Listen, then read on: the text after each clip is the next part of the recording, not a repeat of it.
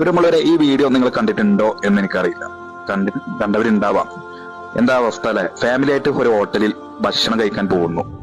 അമ്മയുണ്ട്, മോനുണ്ട്, പിന്നെ വേറെ ആരോ കൂടെ ഉണ്ട്. അച്ഛൻ ഫോൺ വിളിക്കുന്നു. ഫോൺ വിളി കഴിഞ്ഞ് വെയിറ്റർ ഭക്ഷണം കൊടുന്ന് മുന്നിൽ വെക്കുന്നു. അത് കഴിക്കാനുള്ള അവസരം ദൈവം കൊടുത്തില്ല. ആള് മരണപ്പെടുന്നു. എന്താ അവസ്ഥ? ഇത്രയേ ഉള്ളൂ നമ്മുടെയൊക്കെ ജീവിതം. എന്ത് കണ്ടിട്ടാണ് നമ്മൾ അഹങ്കരിക്കുന്നത്? ബന്ധുക്കൾ തമ്മിൽ മിണ്ടുന്നില്ല, കുടുംബങ്ങൾ തമ്മിൽ മിണ്ടുന്നില്ല, കൂട്ടുകാർ തമ്മിൽ മിണ്ടുന്നില്ല.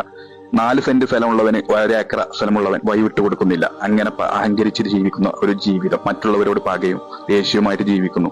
എന്ത് അർത്ഥമാണ് നമ്മുടെയൊക്കെ ജീവിതത്തിൽ ഉള്ളത്?